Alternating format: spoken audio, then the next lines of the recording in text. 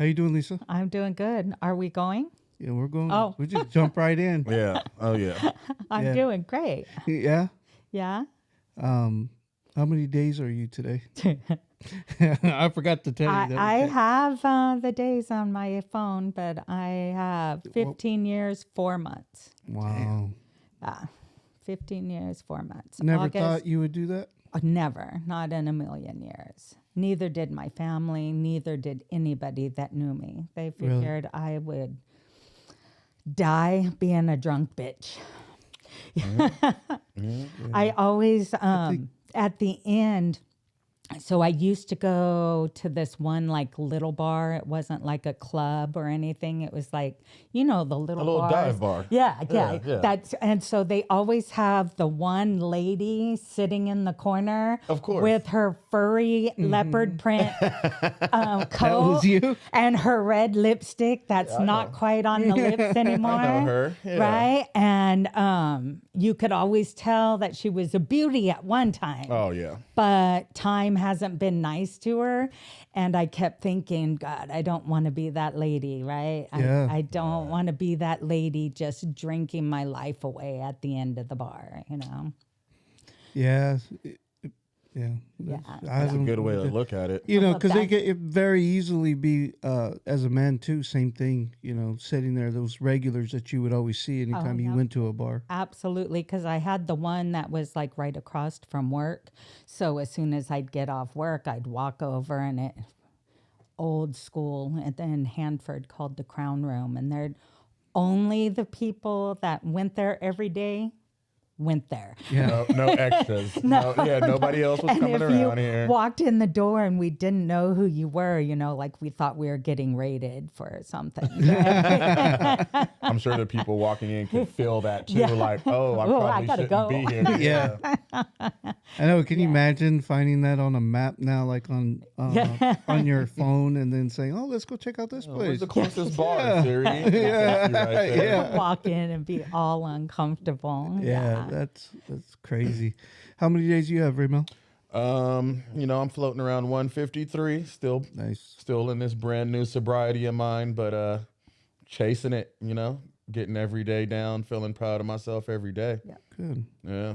Every day is a personal best. Yes. That's how I like to look at it. Like every day I wake up, I'm like, I'm in a personal best today. You got that right. Especially when you wake up certain days, you feel like this day's going to be easy. Yeah. And then there's those days where you wake up and you're like, oh, this might be a challenge. Yeah, absolutely. And nobody ever promised everything was going to get, Right.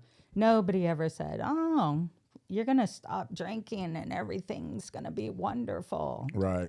No, because life still shows up, right? Yeah, I had a little bit of that today. I hit 300 today, and when I woke up, I was actually excited. I was kind of giddy about it, and but you quickly realize that, because my wife, she knows how many days I have, but she's not like up to date on every day, you know. So there's no parade, there's no anything going on with it's just, hey, it's life. That's good. Fix the rest of you now. Absolutely. My mom used to tell me every time I'd want to celebrate, milestones, she'd say, you want me to celebrate what you should have been doing all along anyway? Sounds like my dad. My dad used to say that, what are you happy for? There's something you're supposed to do.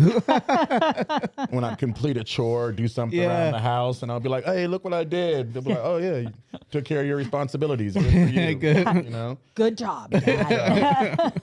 So do you think it would be wrong? Because I was thinking somebody in group one time was talking about their birthday. And, it was just another normal day. Like you said, no parade, nothing happened. Yeah. And I was thinking, well, would it be wrong if I threw myself a sober birthday party for my year and made it a big deal? No. So in a 12-step fellowship, you celebrate your anniversary. Right. And you celebrate your anniversary for a full 7 days. So say August 20th. Really? Didn't know that. August 20th is my sobriety date. And so August 20th, I celebrate. August 21st, a meeting I go to, celebrate. Right. and you get to celebrate for the full week. You take a cake, take a chip, take whatever you take. I can't wait for this year. I'm August 18th, so Yes, we'll have a good close. time. Yes. And then right afterwards is our friend. Yeah. That's cool. You know, it is exciting when you do hit them. I really appreciate it. You know, I remember when I first walked in to group, and you were there, and you had told me know your days, and I was like, well, you know, I felt like I had so many relapses and kept on, you know, never quitting, that I didn't, you know, think it was that big of a deal, and really didn't hit me until like about 90 days. 90 days was like, okay. Yeah, like I I've get done it. something. And, you know, I like to tell y'all, you know, if you don't remember your sobriety date, maybe it's not going to stay your sobriety date. Right? Definitely. It's not that important to you. Yeah, and you need to know and remember those feelings. So, like when you're coming up on anniversaries, so every time it like gets close to an anniversary, so then not only are we excited about the anniversary for being sober, but that week before is the reason we got sober to begin with. Right. So it's also the anniversary of probably some bad shit. Some stuff that Right. we did that we're not real proud of. Right. So that's how come people say, you know, when they're coming up on anniversaries, a lot of times they get antsy and start getting weird, and they're worried that they're not, you know, like feeling like they're not going to make their anniversary. But that's because it's not just your clean time anniversary. It's the anniversary of some shit that got you into recovery, right? August 18th was a really special day for me. August 15th was a terrible day. Was not so great. It was not right? so hot. Yeah, that's what I say. August 20th was great, but on August the 17th, I was blowing through a stop sign at a sobriety checkpoint, thinking it was men at work while I was on parole. Yeah, it was a bad. You were day. stacking them on top of each other right there. Yes, and trying to call my family and tell them one more time because my grandson was turning a year old that following weekend, and have to tell him that one more time that drinking was more important than some obligations that I had, you know. But thank God, you know, at the time, I didn't think that was a great thing, right? At the time, it was like the worst thing that ever happened in my life. But now I look back and, you know, my daughter told me point blank, you know, you did this shit to me and my brother and my sister all of our lives, from when we were babies until now, you know, with your grandkids. I'll be goddamned if you're going to do it to my kids. Like, and that was... Hit home for you? Yeah, that was the thing, because I was just like, oh, I did, you know? And I'm doing it again. Yeah, right, I did it. And here I am right back now with a whole new generation saying I'll be there and then not showing up and, you know, promising all of this shit and then never following through because, you know, I promised you, you know. And you meant it probably too. No, I meant it when I said it, but now I'm drunk and I'm not going over there, you know? Yeah. It gets to the point where people actually, you know, they stop believing us. Right. You know, there were so many times, oh, you coming to this birthday party or this event. I'll try to make it. They know. Yeah, I had to stop telling my wife sorry. Right. You know, Absolutely. Just stop and try to change something, you know. And yeah, it was, you're right. Those days leading up to it were pretty bad. Right. You know, but what was Lisa like when she was a baby or little, young? Not baby, but Well, so... how did you grow up? I grew up in Hanford. My mom and dad were married up until I was probably 20. So I always remembered them like being married. My brother was younger than me, so he had some shit that he went through over that. But in my house was a beer meister. So I had a keg on tap at my house at all times. Yes. And so, you know, when I say I started drinking when I was 12, I really started drinking when I was 12. You know, it was there. Yeah. And nobody can tell how much is gone when it's a keg. Yeah. I don't know if it's a sip, a glass, three glasses. Nobody knows. And so me and my friends, you know, we would drink a lot. And by the time I was 18, I was already drinking pretty hardcore. And, you know, I married my childhood sweetheart. So the same guy I had been with since I was 14 years old is the father of my kids. I married him straight out of high school. And just always thought that that was just going to be it. And I had 3 kids back to back. So my kids right now are 35, 36, and 37, right? Back to back. So, yeah, at that time, they were 1, 2, and 3, you know, and Wow. it was a lot. And I was trying to drink, and the husband and me, and we were growing up, and things just got weird. And I was able to stay sober through all of my pregnancies, which, it was an accomplishment, especially, you know, since I did not think I was going to be able to. But I stayed sober so it was like for 3 years. Yeah. But I never looked at it as I had a problem. It was just, I stopped drinking.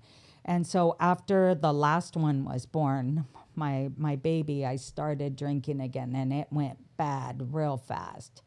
And I packed an overnight bag. One night when I got home from work, I used to work nights, packed an overnight bag and left and never went back. Left the husband there with the kids. With my kids, yeah. So and took off just doing whatever I wanted to, running amok in America. And it wasn't long after that. You know, most people, when they start doing drugs, they do drugs little by little, you know. They start smoking pot. Dabbling in it. Maybe snort a little line of cocaine, right? Right. The first time I tried drugs, I was doing cocaine intravenously. Wow. No baby steps, huh? No. So right into it. And from that point on, I went from cocaine to methamphetamine. And from the day I started, I did not have a day clean until I'd get locked up. Like I wouldn't not drink or use, right? And I would do sometimes, like sometimes it would just be drinking. Right. Sometimes it would just be getting high. So my second husband, I used to get drunk and act like an asshole, right? So No way. we had a fight one time, and I broke everything in the house. Your stuff and his stuff. Everything. The couches were turned upside down. The TV was teetering on the TV stand. Every picture, the windows, I broke everything in the house. And so he had said, you can either drink or be with me, but you can't do both. So I stopped drinking, but I kept using meth, thinking, Oh, yeah. Well, I mean, that's what he said. so much meth. That's what he said. He didn't say you had to stop, using Right. meth. It was kind of like my truth, only better, right? Right. I'd say, I went here, here, here, and here. But I'd leave out there, and there. Yeah. Right? So that's the first 2 husbands. Did they drink, smoke? Did they do anything? They all have drank or used drugs of some sort of another. But my second husband, like I said, I was by then, I was a mean drunk. I was mean. I was horrible. I could be at a bar and be all happy, life of the party, and all it would take is someone to bump me. That's it right there. That's it. Who the f- do you think you are? All of Running a in sudden, the I'm right? 10 foot tall, bulletproof, and invisible, right? All of them. Oh my goodness.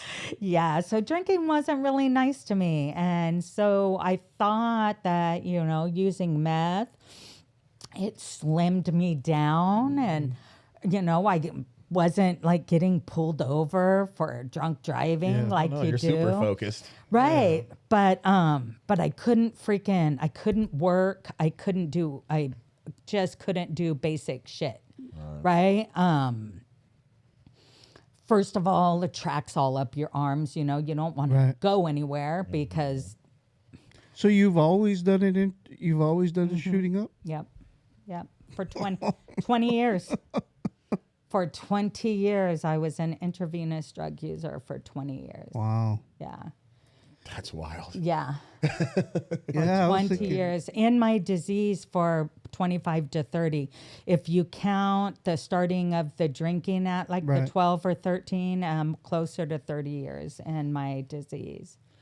Because That's- of my higher power, I would say that you were extremely blessed to be here with us Oh, today. absolutely. And all of my teeth are mine. Right. See, are they? Yeah. Nice. I can't even say that. And I smoke less, Yeah, I always say thank God for good genes because Right. it could have turned out a whole lot worse. Oh, yeah. Oh, yeah. For sure. But when it came down to it, so in September of 2005, I had got busted. Well, I had been busted a lot of times before that, but I got busted again, right? And so I was going back to prison and I had just got out of prison. So I had just got out, then I got busted again. So they're sending me back and they're talking about this N number, right? And for those of you that don't know, it's a program in prison. Right. But there's still an electric fence around that bitch. So it's prison, right? It's still prison. But you get a smaller sentence and have a longer tail. Yes. And I had always said, no, I wouldn't take an N number. No, because I didn't want to stop. Right. Well, at this point, I thought, you know what? Maybe I can do this, Yeah. right? Maybe I can do this. And so I took that number and I started like hearing things about recovery, they'd have you go program and it'd be 300 women, all in one room, which, yeah. Imagine that. 300 women all on the rag at the same time. I struggle. That's not what I was thinking about, but yeah. I wasn't either, but It is not a pretty thing, right? my goodness. Somebody better not bump you that day. No. And so, but then I got to start hearing a little bit of stuff about recovery, right? And I wasn't all in yet. Yeah. But I was willing to maybe give it a try. So the one thing about when you left there, you had to leave there and go straight to a program. Yeah. And so all of the programs were coming in, talking to us, trying to get us to go there. Because at that time, there was a thing called FOTEP, and it was Female Offenders Program. And so they would fund you to be in treatment for money. for up to 14 months. Yeah. Oh. Yeah. That's nice. It might have even been longer, Right. 17 months. I can't remember. It was a long freaking time though. And so they wanted the They funding. want you to come, yeah, because they've got a FOTEP bed and the funding would be amazing, right? Mm-hmm. And so I'm listening to all of these people talk and they're all talking about recovery and I really didn't, I'd been paying a little bit of attention, but I didn't know. I'd never tried it before. And so I'm listening to everybody spill, and this woman, Danette R., she was from here in Bakersfield, and she started talking, and she was talking about recovery, and it was like blah, blah, blah, blah, blah, blah. And then she said that she was a second draw shopper her last 2 times in prison. That's right. And I was like, You can relate to that. I was a second draw shopper my last 2 terms in prison, Common right? ground. And so that's why I always tell everybody, share everything as long as it's the truth, Yeah. right? Share it, because you don't know what is going to Register, click, yeah. right? And so that's the only thing that clicked with me. So I went and talked to her. And that's what brought me to Bakersfield. And I went to treatment there, and I stayed in treatment. I think it was 14 months.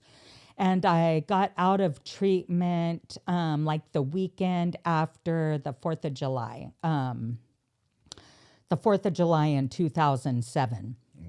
So I had like, I didn't have 23 months clean yet, but I was like right there at that 18 months. And I had a job and I was doing pretty good. And my, we all have that one person that sex is really good with, when, especially when you're loaded, right? Of course. You know, Right, like, right.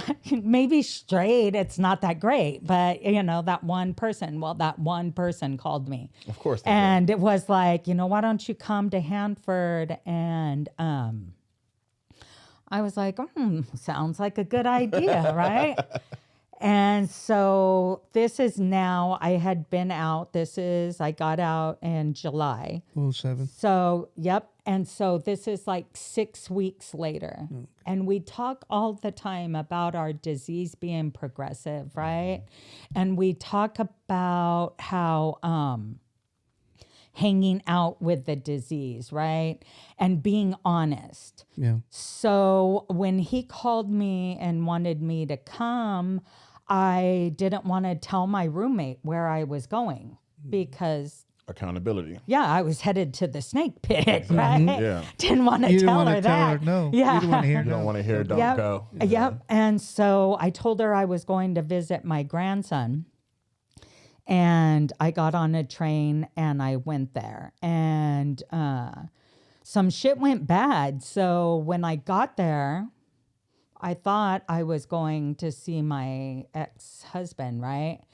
And what it ended up being is he had a friend that had just got out of prison that day. Oh, boy. And he said, we were trying to find Johnny some pie, and I thought of you. Now, I'd been clean for 23 months, but had I had a sponsor, Yeah. Right. had I been working some steps, Right. had I had I had a pretty good support group only because I had a bunch of people that we all hung out with, but I wasn't doing what I was supposed to be doing. Right. And instead of saying, and I'm the fuck out of here, I grabbed a beer, I opened it up, I smelled it, and he's the whole time like going, fuck no, put that down, because he knows I'm getting ready to unleash fucking psycho, right? Homegirl is on her way out. It's like, don't do it. Yeah. And I looked right at him and I drank, right? And I took the first drink at 7 p.m. 2 a.m. is when I blew through the stop sign at the sobriety checkpoint. So it was within 7 hours. And in those 7 hours, I had done a bunch of shit that I wasn't proud of, right? So he had talked about, the boy. And so I was like, you want to hook me up with this dude? I fucked him and made him watch. Well, let's see. Right? Just cut them real quick. I'm like, right now, you come fuck around, get your feelings hurt, fucking with me, right? What you wanted. And so, like in that 7 hours, I did like a bunch of shit that destroyed that little bit of self-esteem that I had been able to build up in those 13 months. Like I said, I wasn't working a program like I should have been, but I was still hanging out with clean people, sober people. I was starting to feel good about myself. I looked good. I was in the best shape that I had been in a long time, right? And so just in 7 hours, right? I was able to destroy my sobriety, Right. smash that little bit of self-esteem that I had built up, Right. told myself that I wasn't worth somebody to love and care about me Right. in the way I deserve to have someone love and care about me, right? Let somebody use me 7 thinking I'm getting at you, Right. right? Yeah. I Right. drank the poison. Right. Yeah. Right? Right. Thinking that one of them were going to die. Well, you know what? They both went home that night. Yeah. I went to jail, right? And so a weird thing happened, when you get busted and you're on parole, they slap a parole hold on you. Right. And so that means that you cannot be released. Your parole officer, you go straight from there back to the state, and then they tell you how much your violation's going to be, right? Well, they let me go. Really?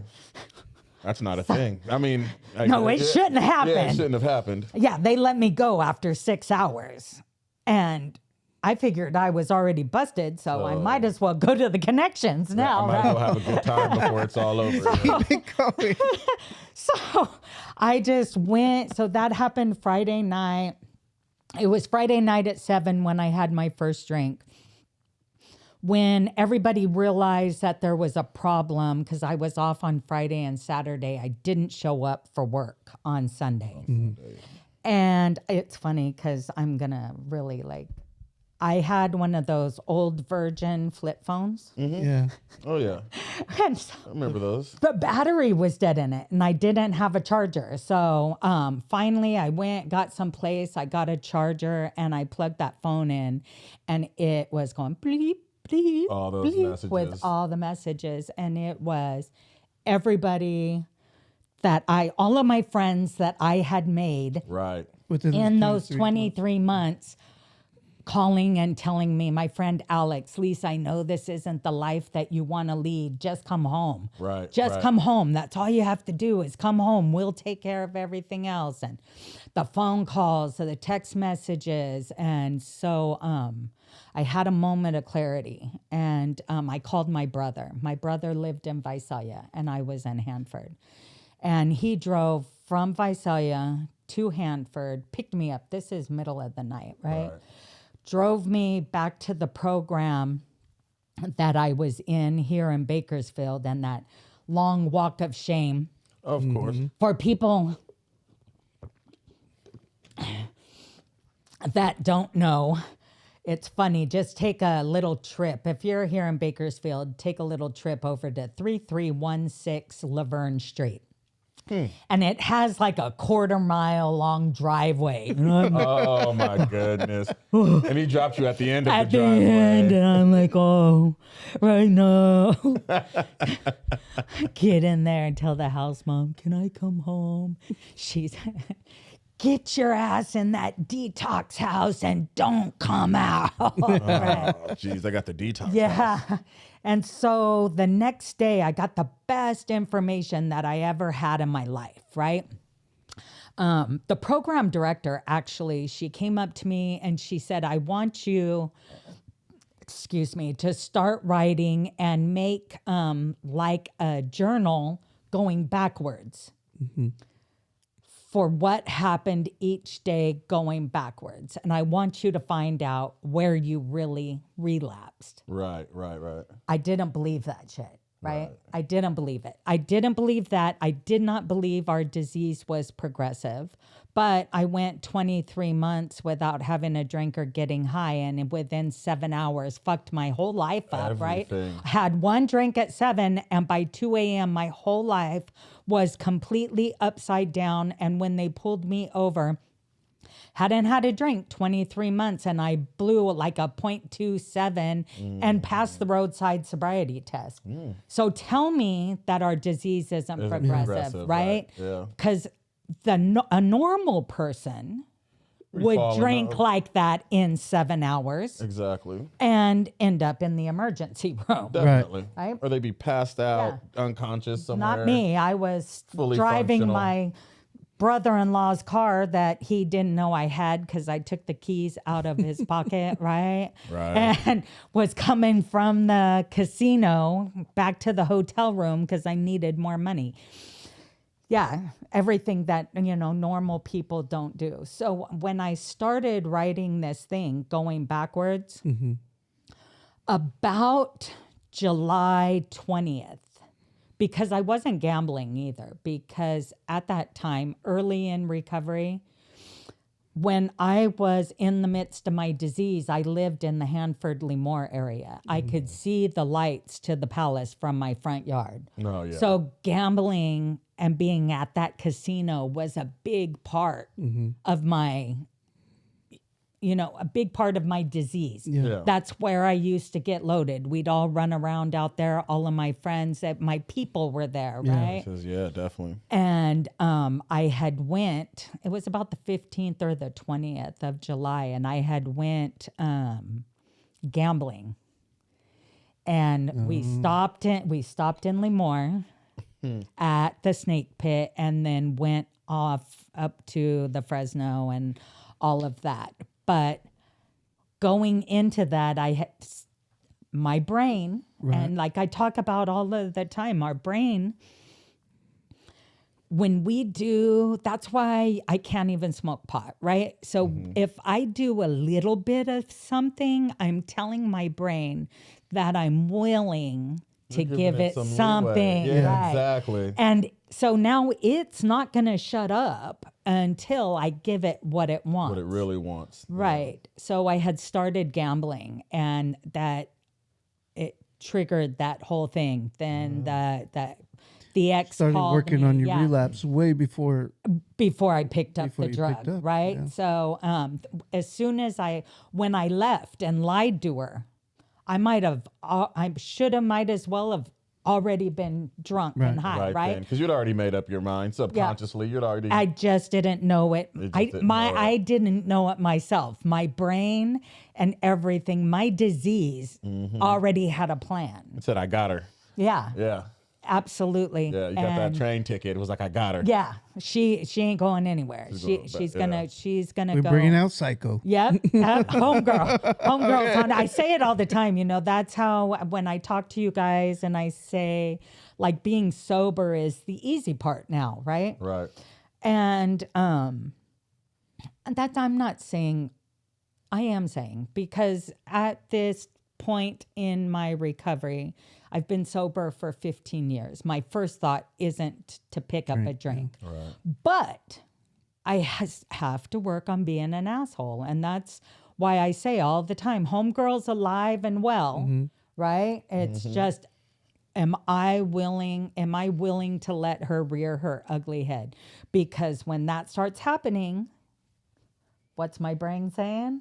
Oh, she's giving me a little bit of leeway here. Yeah. Yes, maybe we can get her to do this too. Yeah. And that's funny. It reminds me a lot of my mother. She has long time sobriety.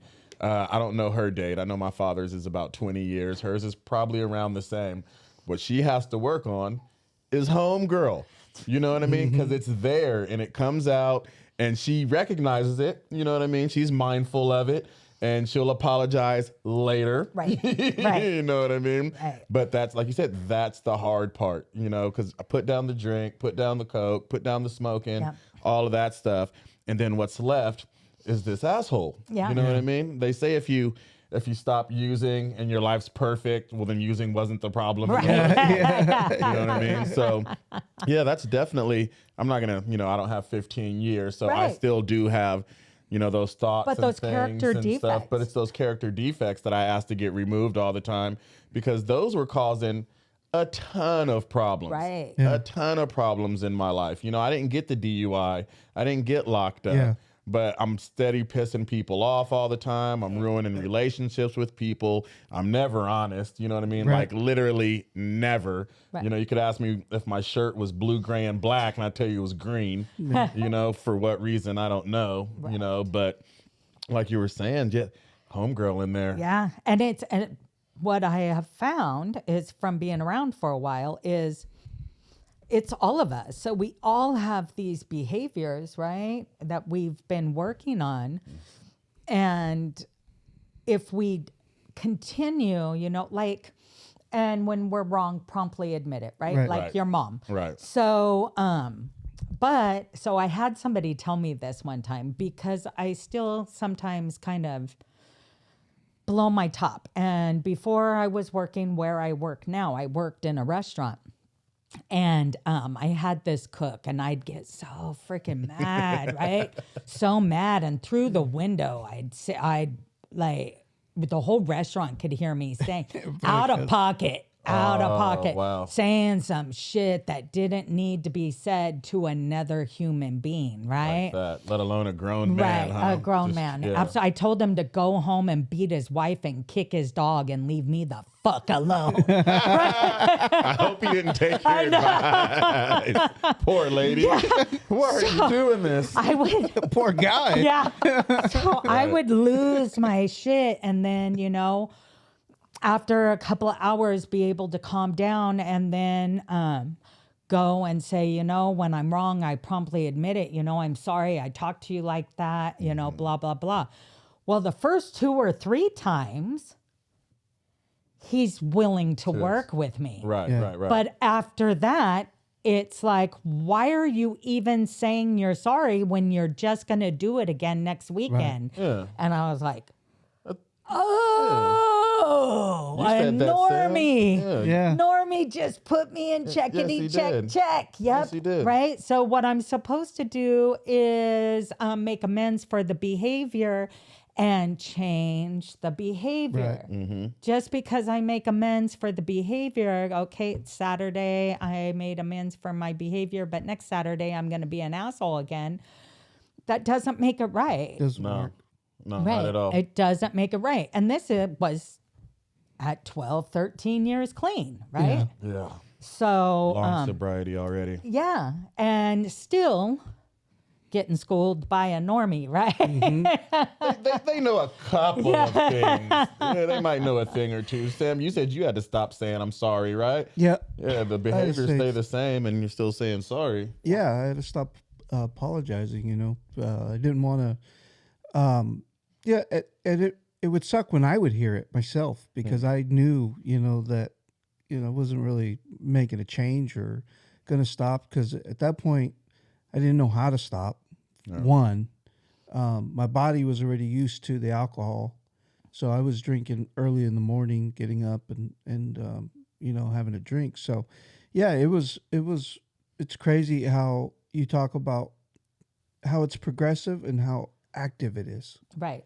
And I mentioned something in group yesterday that I had my ego, my pride was kind of hurt at work, and I had said that little seed, I had to throw it out of the, because that seed could have grown into something, could start growing if I don't deal with it right then and there and say, recognize it. Because a lot of this is, we talk about learning tools, but from what I gather out of it is the tools teach you how to be aware, Absolutely. the awareness of it, and being aware that this little thing could cause some big problems if I let it grow, if I keep feeding it. Right. Resentment, the Yeah. number one offender. Yeah. The number one offender. Yeah. When did you realize that was it a aha moment when you realized you were powerless over it, over drugs and alcohol? Oh, yeah. Or was it? Or like I was said, sitting in the holding cell. So I'm sitting in the holding cell after the DUI, and I called my daughter. And that was it. And I called her because the following weekend was my grandson's first birthday. And so she said what she said. And I was just like, I gotta get this, right? I've got to get this. So I made it a point, right, that I wasn't just gonna hang out on the sidelines. I wasn't just gonna, hang out with my friends and stuff and be clean. I was gonna try to figure out how to stay clean, right? Right. And at first, that was like the scariest thing in my life, right? To change everything. Thinking like when alcohol was my best friend. Yeah. Alcohol never let me down. Alcohol was with you through everything too. It did what it was supposed to do when it was supposed to do it. Hung out with me through weddings, funerals, Super Bowls. On the way home after my daughter was born, births, right? Right. So it was with me, and then to like do that whole goodbye letter to alcohol, Right. and like kind of try to realize that I'm never gonna drink again.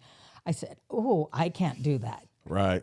I can't do that because that's gonna fuck me up, right?" But like a best friend also, you know, it gives us those blinders too. Yeah. You know, I remember, oh, you're at the Super Bowl with me. You're at these great moments, but we don't bring up the fact that when we My get locked 5 DUIs. up, when we get in fights, when all this bad shit happens, our best friend is right there with us too. he's You know doing what I it mean? We leave those parts out, Yep, you know? absolutely. And it's weird because, like we talk about childbirth, right? The minute you see your baby, you forget how much pain everything's it gonna- was, right? yeah, right. Okay, but same with the drink, right? with the drink. As soon as you're having a good time again, you forget about that.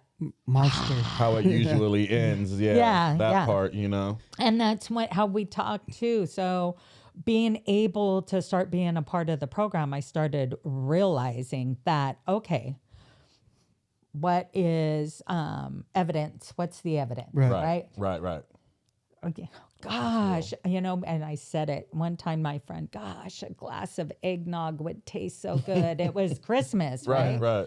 And she said, you're absolutely right. A glass of eggnog would taste delicious. Yes, it would. But what's going to be the 12 hours that Yeah. What's the effect? follows Yes, that one yes. glass of eggnog? Right. Like, what effect is it going to have on your life? And I was like, oh. Yeah, that's what I use that tool a lot. You know, I remember the last couple of days leading up to it. You know, really the last couple of months, stopping, starting, and I just remember that feeling of thinking I don't want to drink, but yet I'm like this as I'm doing it, and I just hated it. I couldn't stand it. I couldn't stand the feeling of it. I couldn't stand any part of it anymore. And so I bring up that feeling anytime, like, because I get them when I'm on my way home, or I'm like tired, worn out from the day. You know, all of a sudden, you know, when I'm in my truck and it's just listening to the road, I got the Right. heater on because it's cold outside, and you know, you feel comfortable, and then all of a sudden it'll pop in my brain, you know, man, a bottle would be nice right now. Because that's the only thing missing from what that routine used to be. Yeah. And so and then I got to snap myself out of it, Yeah.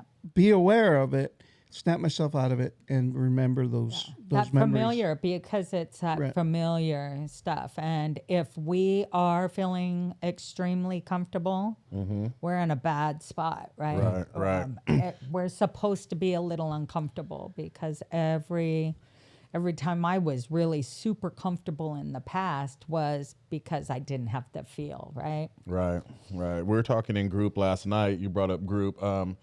I've been having some issues. I'm glad you're here because you got some long-term sobriety. My first, few months, I've been kind of coasting. I didn't have to detox. I didn't have the obsession went away really fast for me, so I was good to go. And now these last 3-4 days, I found out the name from last night. I've been making reservations. I just found out I've been making reservations, thinking about going on vacation in a year or two, I'm going to drink when we do that. You know what I mean? Yeah. What if by some crazy miracle my Cowboys win the Super Bowl? Oh, I'm having a shot. Yeah. You know what I mean? But then I think to myself, when it really happens, I won't. but I'm thinking about it, and my subconscious is like, yeah, you will. Setting up for failure. It's like, yes, you and will. the minute that you say that's how, when you're doing step work, it asks you like, what is the one thing you don't think you'll be able to get through? Right. You got to say that one hard thing, you know, and I had always like the death or something of one of my kids, right? That's what it is. Yeah. But when that shit happened with my son. Oh, that crazy shit. Yeah. So that shit happened with my son. They didn't expect him to live. But guess what?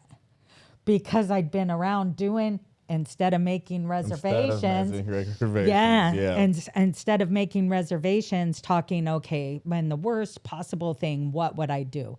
I knew, reach out. You know, get on the phone, reach out, let somebody know what's going on. Especially my family, the family that doesn't drink, not the one that's gonna go, let's have a drink. Here's a shot. I know. Right. That's just the greatest moment in 26 years. You guys finally did it. Take these shots. Yeah, don't find that person. But and once you tell your mind that there's these situations that you're willing to cross your own boundary, right. What's going to happen when it comes along, right? So I probably, if by some miracle we got to that game, I should probably watch it with Sam, with people in the program, and with Robert and with Joe. They've all been here. I should watch it with all the fellas. Yeah. That Absolutely. makes sense. And that's where I started doing all of the stuff I've always loved to do, right? But I was so afraid when, early in recovery, so afraid to go to live music, go to baseball game, professional games. Right. I mean, I was fearful because that's where I had my best times, right? Yeah. Right. And I go with people that are like-minded. Yeah, I was going to ask you not to talk about specifically, you don't have to talk about what happened with your son, but the response, because you had mentioned it once, the response that you got in a different state. Yeah. So first he had the car accident and became paralyzed. And when that happened, I was in a familiar area. I was in Little Rock, Arkansas, which my son had lived in Arkansas for a long time. It was familiar. I'd been to meetings there. Right. I knew... I knew people that I could reach out to, and I had some family there, right? Yeah. So it wasn't weird. But when my son got shot, they airlifted him to Springfield, Missouri. Yeah, I don't know anything about Is that what the Simpsons are? It's one of them. Springfield, Missouri. And I was like, what the hell? Never. Missouri, Springfield, Why would you ever Missouri? be in Missouri? Right. Yeah. And so I drove to Springfield, Missouri. And when I got there, I knew nobody. I had nobody. I was in a hotel room alone. And I went on social media. And I'm very rarely on social media. It's not one of my things. Right. Well, I can sit on TikTok and scroll for hours. With the best but of them. Yeah. I'm not into this is what I had for dinner, taking pictures Yeah, you're of just it. a creep. Yeah, I'm not I'm You not just- down. Yeah. In and out. yeah, I'm not down with all that. And so I had posted on there, are there any of my peeps in Springfield, Missouri? Right.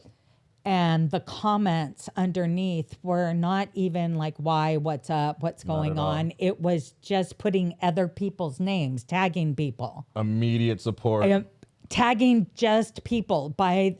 Within the hour, I had 3 women to show up at my hotel room. Look at that. That I had never met before in my life to walk me through. Look at that. This hard time that I was going through. I didn't have to do it alone. Yeah, the community is awesome. And they would only allow me to visit.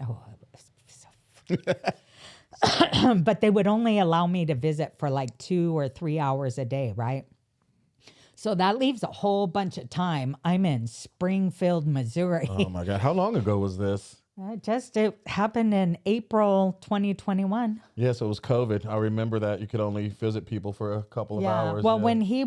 when he had the car accident and we were in Little Rock, Arkansas, I could literally live in the room with him. Really? Yeah, I was there 24/7 and it was snowing and the weather was horrible. Right. And when it got too bad, I just slept in the bed right there.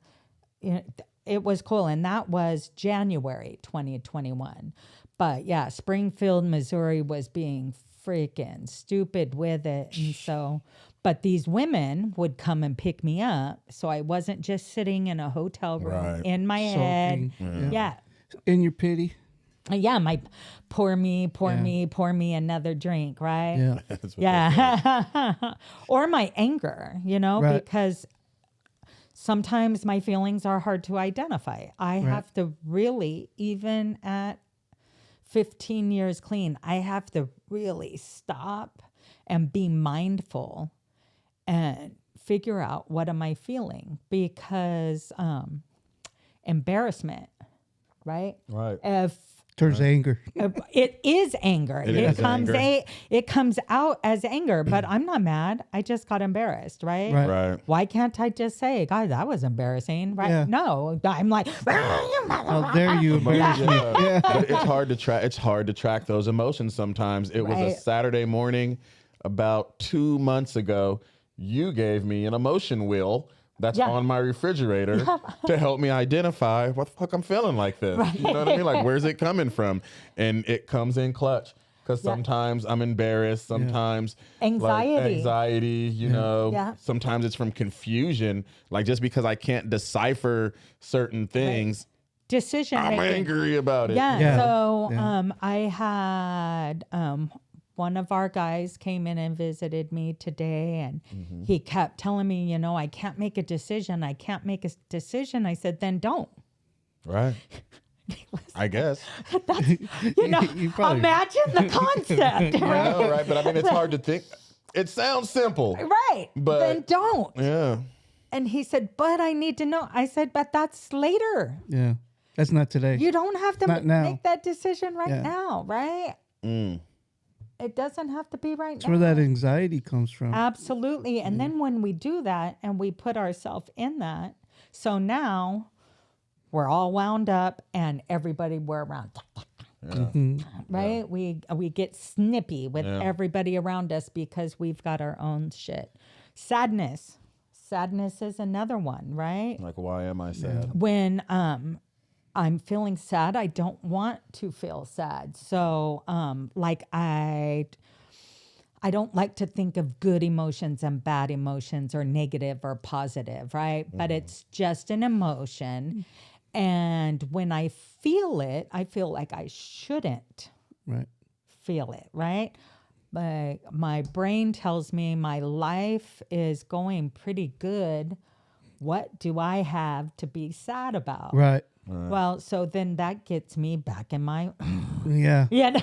so like being able to say it, out loud is the most beautiful thing. Just like, I'm kind of sad. I'm feeling kind of disconnected. I've got this going on. I don't feel like I'm connecting good with others, or, I feel like, well, whatever, I don't feel like I'm getting accomplished what I should be getting accomplished. Just things, right? Right. That give us, that they don't make us, but they bring on feelings of. That's a skill set in itself that a lot of us don't have. I know it's something that I'm definitely working on because, I look like I'm having a bad day or something. You say, what's wrong? And I say nothing, or I say something, but to actually identify it, Right.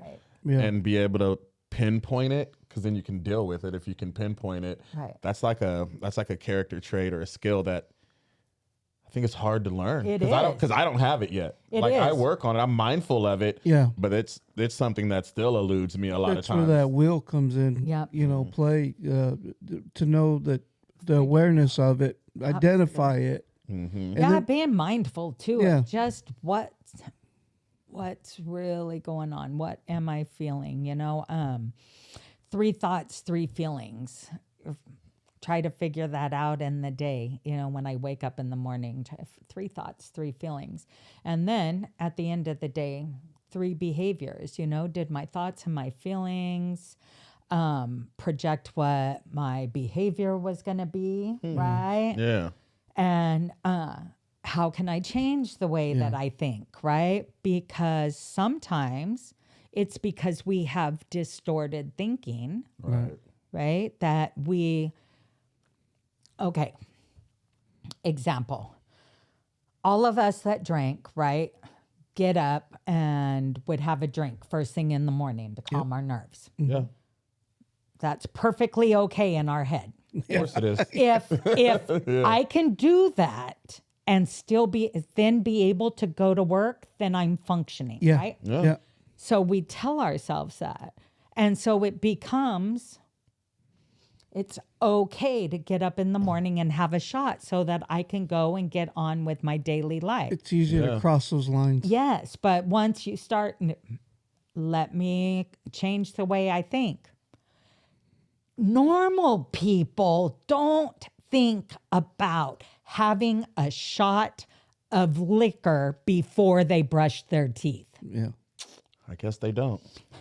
And I was like, oh my gosh. Right. I used to want to get a shot in before I brush my teeth, so that way Yes. when I brush my teeth, Yes, it's yeah. gone. That's what I'm saying. Yeah. I used to like to do peppermint schnapps in the morning because for some reason I thought that I smelled like peppermint. I was the least clever of anybody. I smelled of tall cans every day I walked into work.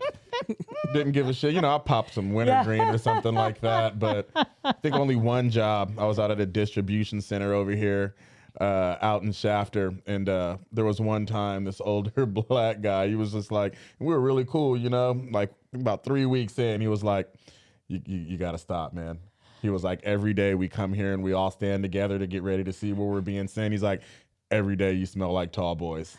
I was like, really? He was like, every single day. And Me, you think I you're didn't think slick. anybody knew. You know what I mean? I didn't think anybody knew. I've had that happen to me, but instead of thinking, well, maybe I should not drink before I go, I think, oh, okay, well, maybe I should change my cologne, or I'll bring my cologne with me. Right. Or I Trying will to try find different a better gum. way. Maybe fruity gum will help. Yeah, we gotta try the It's new because way. your disease is going to protect itself. Yes, You know it's what I gonna mean? It's protect going to give you itself. some outs to where you don't have to go at it. You know what I mean? Like, don't come after me. Like, let's get rid of all this other stuff and we can still be cool. Absolutely. Yeah. Absolutely. One of the things I'll let you explain it if you would, but Larry had came on, and I can talk about him because he was here, but he came on last week, and he had said something so profound because it like struck a chord, and that was, about that movie Click. Oh, that's right. Have you seen the movie Click with Adam Sandler? So basically he gets a magical remote control that can do everything to your life that you can do like when you're watching a movie.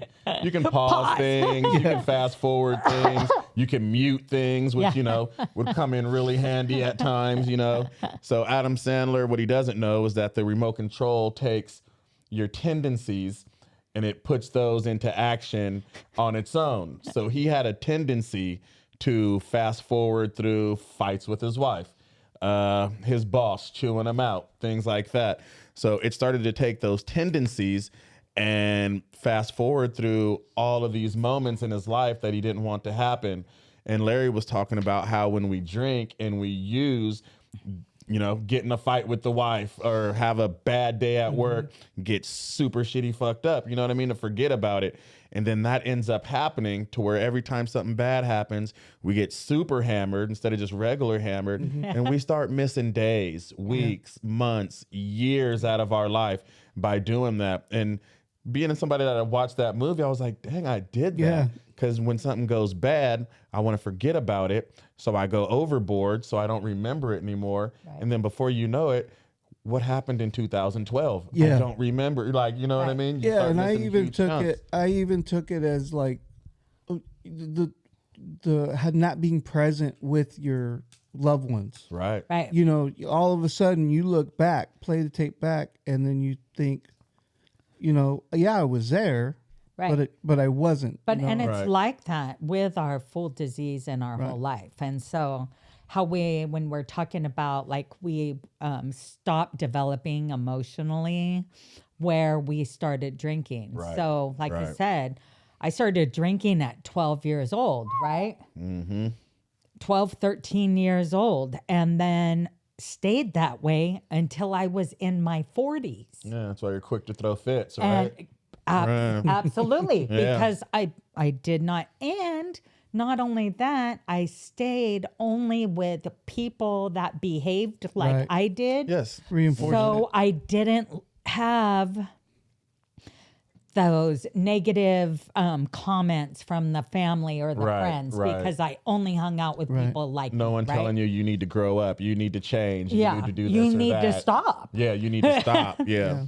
You know, I was in this really bad relationship. I ought to throw his name out here, but I won't. But I won't. I always question Sam's editing abilities. Go ahead and do it. Let's see what he I had to just to see what would happen. But this dude, he was not nice to me, right? And I'm a fighter, and I would stay in this freaking fucked up relationship.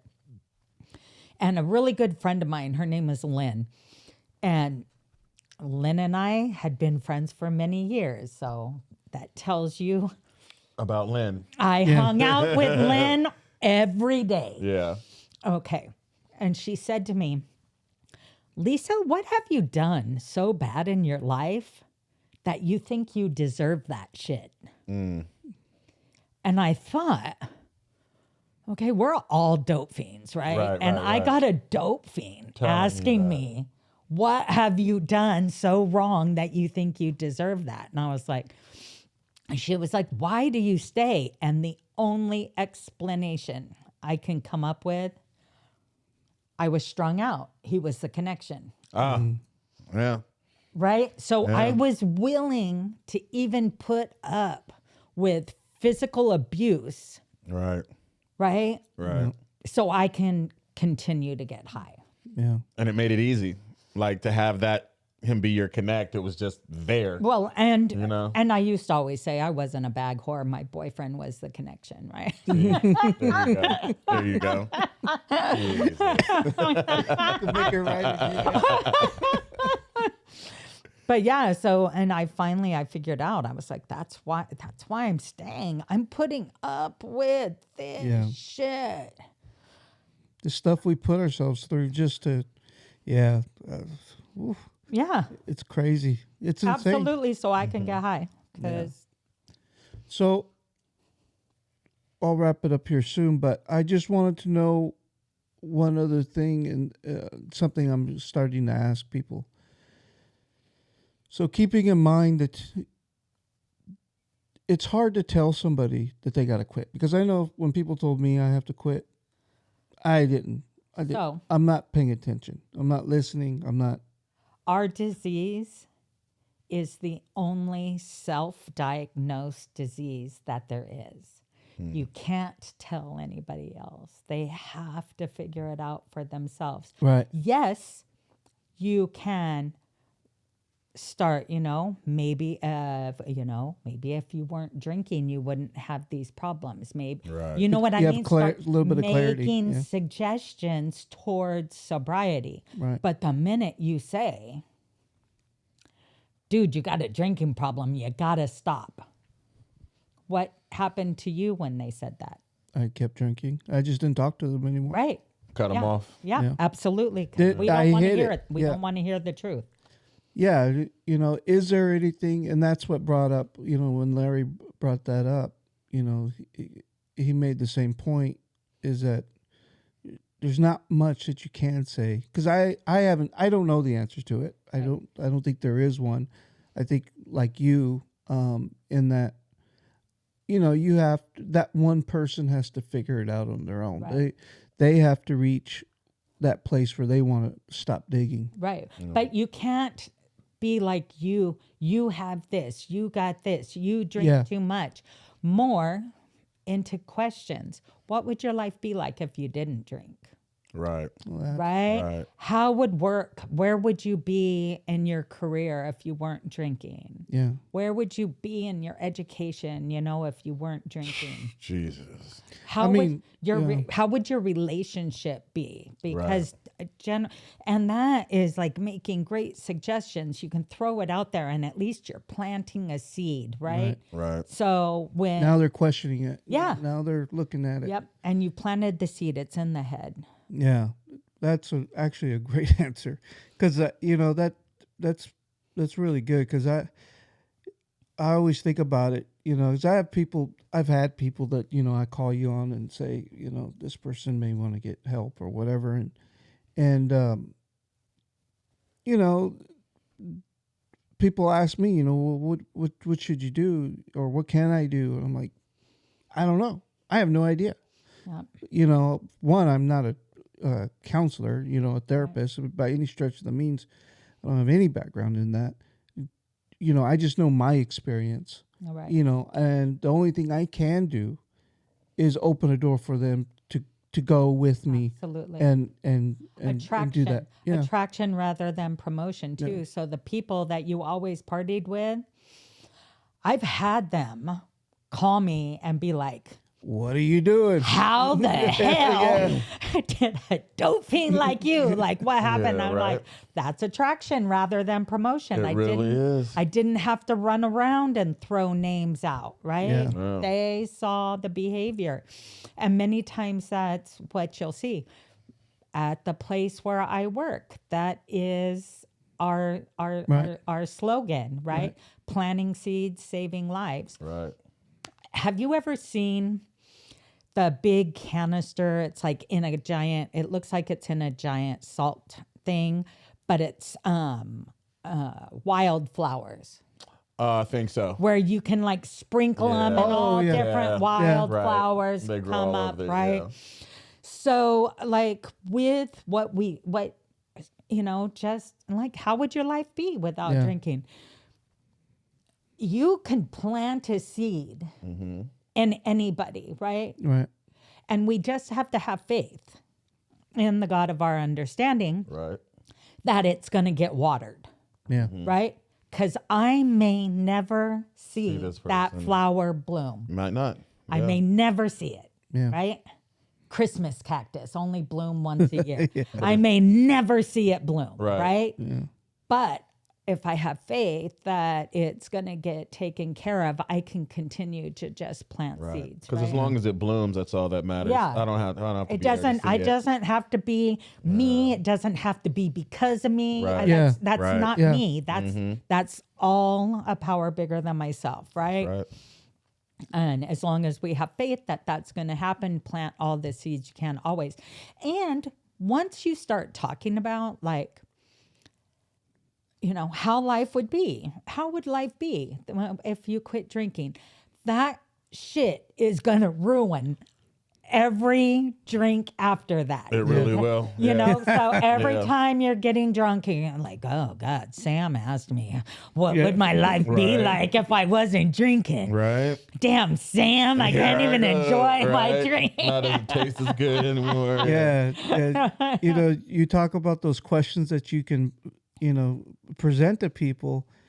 And I got to tell you, my life, in the 300 days that I've been sober, has made leaps and bounds in all Right. areas of my life. All areas. Absolutely. My wife relationship, my kids relationship, my just people see it on my face. Right. My dad told me the other day, he says, it looks like you got taller. I'm like, no, Dad, you're just getting shorter. You're It walking- happens at and- that age. walking with some That's pride. what I was Yeah. just going to say, Yeah. though. You said the relationship with my wife, the relationship with my kids. And what I was going to say is, how about the relationship with yourself, right? Yeah. So, yeah, you probably Yeah. are taller because you're standing up a little prouder because you're proud of yourself, Yeah. right? You have something to have some self-esteem over today, right? Yeah, and it's so, I always heard that slogan, knowledge is power, right? And when we start to go, when you go get treatment, if you really show up, participate, be honest, and keep it secret, then you can really start to really work on yourself, and you start to learn the things like the emotion will. You start to learn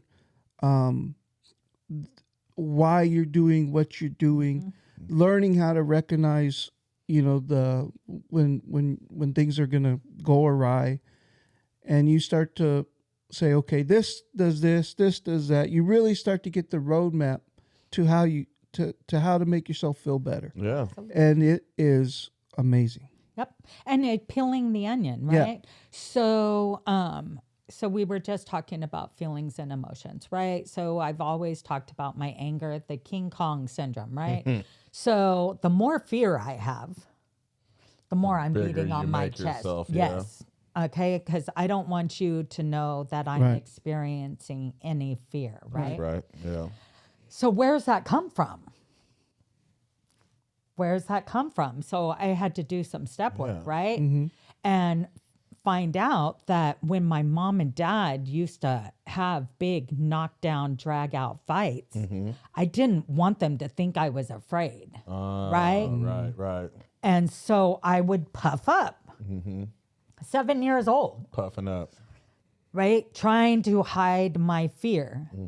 And I learned how to protect myself Right. when shit wasn't going right in the family. And I come from a whole family of drinkers, so shit wasn't going right a lot of times. Right. Yeah. Right. And so as long as I acted as if, then I didn't have to show anybody my fear. They didn't need to know that And I that was behavior, afraid. that behavior just became Part of, yeah, and I that was wanted your to coping say mechanism that's for that. part, absolutely, just like drinking was my solution. So me acting that way was my solution to keep from Definitely. feeling Right. fear and getting hurt, right? Right. Giving you the courage to. Yeah. Yeah, It wasn't even courage. It's fake courage, Yeah. right? It's fake courage. Yeah. But if you put it on, everybody else thinks. You know what I Right. mean? They'll back up. Right. Yeah. But then what am I doing? Everybody I meet, do I want to have that? No, No. It's hard to be vulnerable when you're playing like you're King Kong, it right? really is. You know, it's hard to get close to people and have those relationships and build on them, right? Friendships. And in the end, we're all just one human trying to help another human stay sober one more day, right? Right. In the end, that's Yeah, that's actually my prayer every morning, is that God, you take care of what you can for me. You know what I gotta what I gotta go through. You know what I have coming up. So what can I do to be of service to you? absolutely. And in that, and I remember Jay said on the podcast as well, he used, when he would get in a self-pity, he would say, okay, what can I do for somebody else? And that helped him get out of that, Absolutely. so Best way to get out of your head is to reach out and work with somebody else. yeah. If you're feeling sorry about yourself financially, go talk to some homeless people that got it really bad, right? If you're Right. feeling bad about your work, go and, reach out with people that just do volunteer work, Yeah. Yeah. right? You're complaining your feet hurt, you talk to the guy with no feet. Yeah, that's how they've always said, even biblical, there's always going to be somebody that's, Got it worse than you. struggling. Yeah. Yeah. And really, since we are sober, we kind of have first world problems, right? Yeah. So, Yeah, that's true. yeah, like, And we got first world help. Yeah. And all of these Right. things that we learn that normies just don't have a chance to learn. Absolutely. The coping skills. I Yeah. think everybody on planet Earth should go through the steps one Right. time, right? Right. Yeah. We Definitely. probably not have wars anymore. No, definitely not. Because, Yeah. like, the war is just one person started talking shit to the other person, right? because this person wanted what this person had. Absolutely. Yeah, they're worried about this person's side of the street. Yes, You know what I mean? and had they worked the steps, they would understand, live and let live, back off, let them be them, religious reasons. We have wars over religion. Right. Oh, yeah. Most wars start like. Yeah, but if we just say higher power, if everybody on planet Earth, Just said higher power, right? Yeah. And it could be whatever you want. Right. Yeah. Right. Love, peace, and happiness. Yeah. I think you have a point. No, it's 100% true. Two rich men arguing. That's how wars get started. Two rich men talking shit to each other. Yeah. Yeah. Yeah, it's crazy. So before we go, I just, we talked about everything that, you going through, but how are you doing now? And what's the biggest thing that you get to see that you may have missed when you were using? Oh my gosh, my kids and my grandkids growing. Like my kids, when I was really got into my disease, they were 1, 2, and 3. Yeah. I So their didn't whole get life, clean until they were 18, 19, and 20. Adults. Yeah. And my son got clean when I got clean the first time in 2005. And he stayed clean for 10 years. But I'm going to tell you something this simple. My kids wanted me to go to Disneyland with my daughter Megan wanted me to go with her and her kids, right? At that time, Sienna's a little older now, but at that time, I think she was like 7, right? And so I'm holding her with the princesses going by. Yeah. And the look of joy On her face. I'm going to get emotional. And all I could do at that point was turn around and look at my daughter and say, I'm sorry. Right. Like, I'm sorry. Right. I never saw that look of joy on her face, ever. And so when I say, God, I'm so sorry, like, how can I fix this? How can I amend it, right? And that's by being good to look at being able to pay attention to other children, right? Yeah. Watching that look of just pure joy, right? joy. Yeah. My little grandson, when he comes running, we got a picture of him on the Ring camera. He's in just his underwear. There you go. And Sounds like a boy. a Spider-Man costume, right? That's So right. he's got like the Spider-Man thing. Oh, it's got a cape. It's not the real Spider-Man because it Okay. had like a cape on it. Right. And he's in underwear. Comes he's a superhero. running across the ring, right? Running into the house. And I was like, just another day at the Sierra's house, Another right? day. That's right. That's right. But he was having an amazing time. Yeah. Right? An amazing time. And I got to realize, like, no matter what was going on in the world, he couldn't give 2 shits about Russia and the Ukraine. Right. And that his grandma is an ex-dope This fiend. person said this. He could give 2 shits left. He was Spider-Man and he was saving the world. Yeah. Right? That's right. Yeah, that's a highlight. Yeah. That's for me too. Just listening to my boys. I thought about it the other day because I could hear them giggling in the room, and we're Right. like, "Go to sleep." My wife's a big stickler about them going to sleep on time because she's got to deal with them in the morning. Yeah. And so she's on them about, go to sleep, and we're in the room, and we hear they sleep over here. I sleep over here, and so they are giggling and just talking and laughing and just having a poking good at old each time, other. yeah. And it's so great to hear. And I just thought about, 'cause my boys are twins.